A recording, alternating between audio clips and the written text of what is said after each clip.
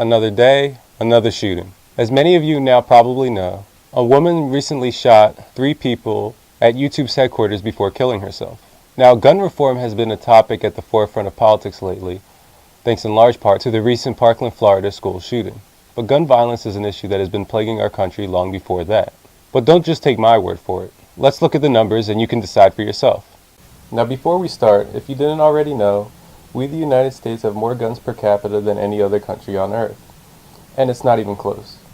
We have 101 guns per 100 residents, while the next highest country, Serbia, only has 58.21 guns per 100 residents. In fact, according to NPR, we have more than 300 million guns.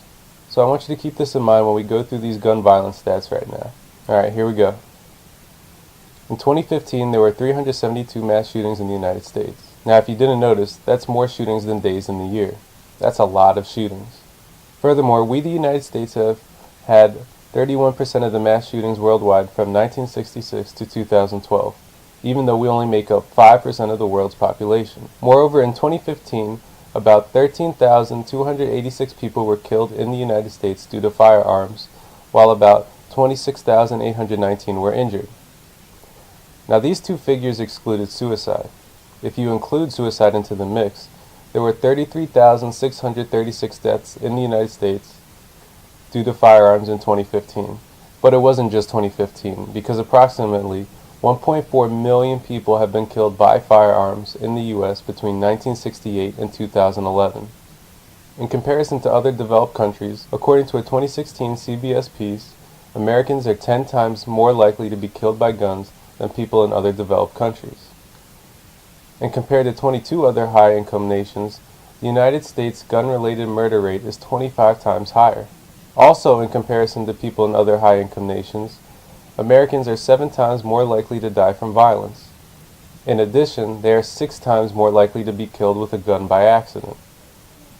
Now, according to the aforementioned CBS News piece, the United States only has half the population of the other 22 nations combined, and yet accounted for 82% of all gun deaths among all 23 high-income countries.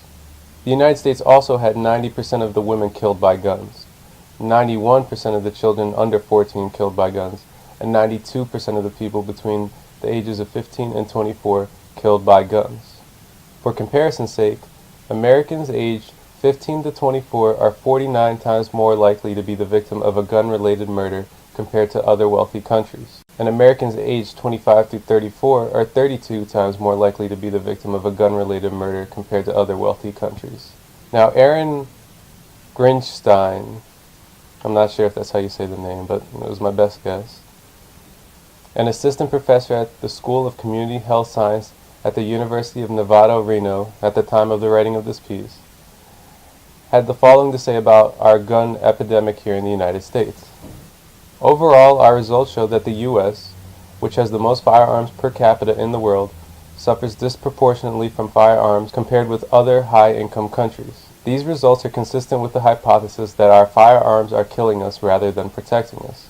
More than 2/3 of the homicides in the U.S. are firearm homicides, and studies have suggested that the non-gun homicide rate in the U.S. may be high because the gun homicide rate is high. For example, offenders take into account the threat posed by their adversaries. Individuals are more likely to have lethal intent if they anticipate that their adversaries will be armed. Basically, what she is explaining is that the numbers are showing us that guns are not keeping us more safe. Rather, they are killing us, and perhaps in more ways than one. And it's rather plain to see. Now, luckily, most Americans do recognize that we do need stricter gun laws, seeing as 68% of registered American voters support stricter gun laws. Now, a country we can look to for guidance is Japan. As aforementioned, we the United States, according to gunpolicy.org, have 101 guns per 100 residents. Japan, meanwhile, only has 0.6 guns per 100 residents. And again, as aforementioned, in 2015, we the United States lost about 13,286 people, excluding suicides, due to firearms, while Japan has as few as 2 gun-related homicides per year. Yes, I said 2. Now look, a lot of the Second Amendment people out there may be thinking, this guy's trying to take away our guns. And you know what? Yeah, I am trying to take away your guns. But it's not about that. I could care less about your guns. But what I do care about is people's lives. And sorry but not sorry, to me, People's lives are worth more than your guns. How many more people are going to have to die before we realize that what we're doing right now isn't working? These guns are literally killing us. I mean, that's their purpose. They're designed to kill people. That's why they are made. We have more guns per person than any country on earth, by a wide margin. And look at the results. I mean, just think about all the numbers I just shared with you guys. Guns are the issue. And I'm not going to pretend like they aren't. And I'm not going to wait until it's politically expedient to support getting rid of our guns. As aforementioned, in 2015, we had enough mass shootings for every single day of the year. Every single day. Japan has demonstrated what we need to do. Remember, they have as few as 2 gun-related homicides per year. 2. And remember, in 2015, we lost 13,286 people to firearms excluding suicides. We have more guns per person than any other country on earth by a wide margin. They hardly have any guns at all, at least compared to the insane amount of guns that we have here in the United States. The solution is obvious, but it's a solution that a lot of people don't want to hear. But I'm going to say it anyway because it's that important. For the sake of people's lives, we need to get rid of our guns. Hey guys, if you want to help out this show, you can follow our various social media links. Also, we have a Facebook group that you can join as well. And if you want to follow me on social media, you could do that as well. Alright guys.